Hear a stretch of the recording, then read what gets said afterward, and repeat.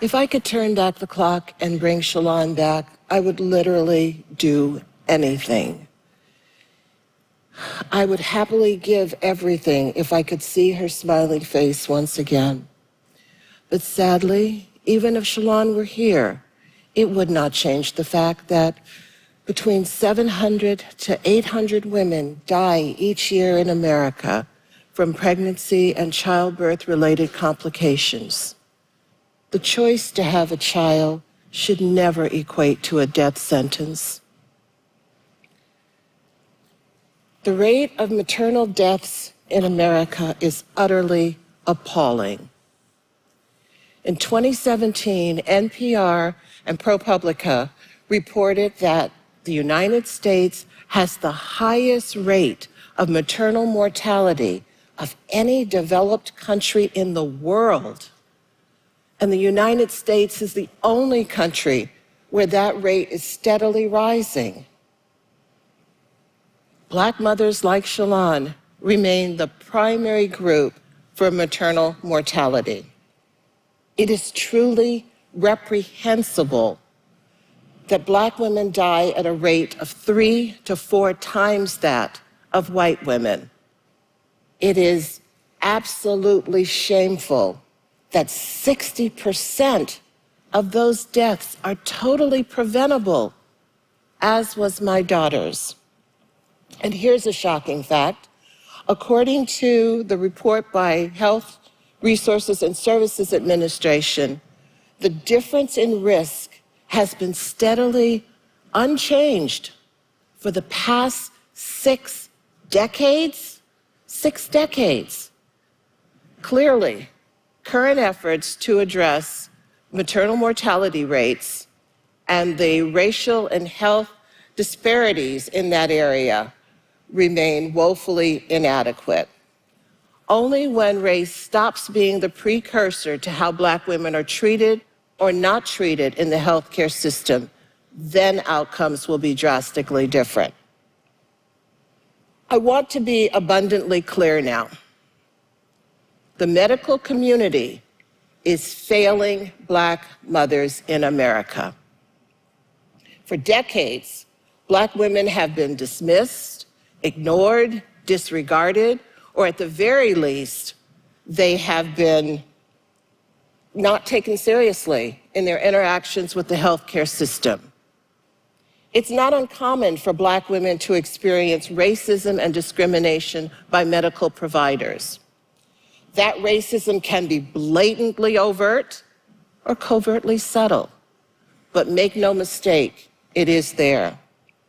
It didn't matter that Shalon had dual PhD in sociology and gerontology. It didn't even matter that Shalon had 2 master's degrees, one of them a master's in public health from Johns Hopkins. It made no difference that Shalon was a lieutenant commander in the U.S. Public Health Service, an alumnus of the world-renowned Epidemic Intelligence Service, a highly respected epidemiologist at the Centers for Disease Control, and president of her own diversity company. She was still a Black woman. A Black woman accessing a system that saw her as a stereotype and responded to her as such. During the 3 weeks after her child was born, Shalon went to her healthcare providers again and again in distress. Obviously, with her education and training, she could, and she did, articulate her concerns very clearly. Yet her cries for help were minimized and dismissed by the covert bias of her medical provider. That very bias, fueled by structural racism, is the root cause of disparities in healthcare. That very bias impacted Shalon's outcome. That very bias caused my daughter to be among the statistics for 2017. As a result, I lost my beautiful little girl, my baby girl. I lost my confidant. I lost my best friend. I lost my whole world. Shalon's daughter lost her mother and all of the relationship possibilities that could have existed between the two of them. But society may have suffered the greater loss. Who knows how many medical advancements or social justice contributions Shalon may have made if only her medical provider had listened to her and heeded her cries for help. We will never know. But this much we do know. Behind every one of those 700 to 800 women who die is a family and a whole social network of loved ones, including the children left behind, like Soleil. Shalon's daughter Soleil is 3 years old now. She has a quick smile, every bit as brilliant as her mother's was. Soleil is fearless, she's determined, and she's so opinionated, and so smart. Soleil constantly amazes me at how confidently she is navigating her world. But Soleil only knows her mother through photographs and the cherished memories that I have and share with her every day. Yet, Soleil loves her mommy, who was with her for only 3 short weeks. She tells me so each day. My heart aches each time Soleil cries for her mommy. It is during those times Soleil has said to me, "Nana, I want to go to heaven so I can be with my mommy." It should not be that way. It doesn't have to be that way. It can really no longer continue to be that way. When I said earlier that the medical community is failing Black mothers, some may have wondered if I'm painting with too broad a brush. After all, it's individuals who are to blame here, right? Or perhaps we should say that a relative handful of hospitals, which happen to be the ones that are largely used by Black women and other minorities, are at the epicenter of maternal mortality in America. But I would argue that focusing on a handful of individuals or a handful of hospitals is defining the problem way too narrowly. The problem behavior isn't about the actions of specific individuals or hospitals. It's much more systemic than that. What's more, the prevalence of the problem is deeply entrenched, embedded in the very foundation of our healthcare system. It is this broad-based failure that continues to allow disparities in maternal health and death, which result in Black women, just like Shalon, dying at rates 300% higher than white women. It's been well documented year after year, decade after decade, generation after generation, and nothing effective has been done to fix it.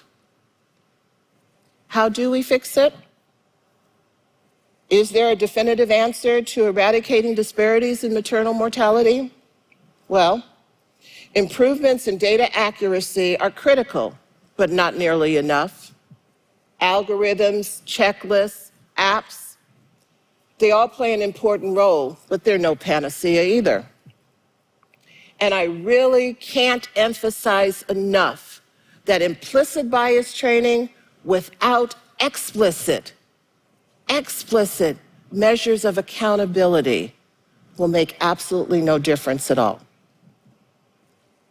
It is time, it is long past time that leaders in the medical community take steps to transform the healthcare system status quo. The first step must be acknowledging that the inherent problem in the healthcare system is more than a problem, it's a failure. The next step requires taking responsibility and owning that failure. But the most important step is actively taking the necessary actions to right the wrongs created by that failure. A wise woman once told me, if you want something different, you have to do something different. My daughter was committed to doing something different. Shalon was known as a woman of great integrity and high moral values. When asked about her driving principles in life, she would respond, I see inequity wherever it exists. I'm not afraid to call it by name, and I work hard to eliminate it. I vow to create a better earth. Shalon put those words into action every day of her life. Former Surgeon General David Satcher once said, leaders must care enough, leaders must know enough, leaders must be willing to do enough, and leaders must be willing to persist until the work is done. Shalon was such a leader. Though there will never be another leader like Shalon, we can each persist until the work is done. Here's what I'm doing to persist until the work to save Black mothers is done.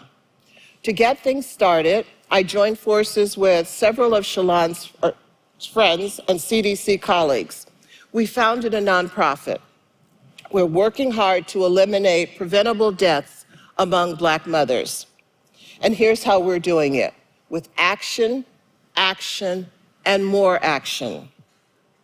We're engaging stakeholders at every point of the public health and healthcare spectrum. We're actively working with the legislative office. We're promoting accountability measures in postpartum bills, and we want them enshrined in the law. We're embarking upon a community-based research project which will redefine quality of medical care for Black women. Ultimately, we will tilt more power into the hands of Black women. How are we going to do that? By empowering Black women and their birthing partners to effectively counteract the bias and racism they experience at any given point during pregnancy, childbirth, and postpartum. Look around you. Each one of us in this room has a circle of influence. I invite you to consider how powerful an impact we could make if we focus that collective influence on this problem, on making a difference. What if we, like Shalon, acknowledged inequity wherever it existed in our communities, and we weren't afraid to call it by name? What if we were each committed and passionate about using the full range of our resources to eliminate that inequity? Could we change things? Could we really overturn centuries of prejudice and decades of bad practice? I know we could. I know we could, if we were focused on that issue, if we focused that collective energy. To quote Nelson Mandela, when people are determined, they can overcome anything. But action without vision, it's only passing time. Vision without action is merely daydreaming. But vision with action can truly change the world. Shalon's life was the perfect embodiment of the vision. Shalon's death is our call to action. So today, let each of us vow to do whatever we can. Let us vow to right this wrong. Let us vow to be a part of the solution until Black women are no longer marginalized and dying needlessly in the healthcare system. And like my daughter, Dr. Shalon Irving, let us each vow to create a better earth. Thank you.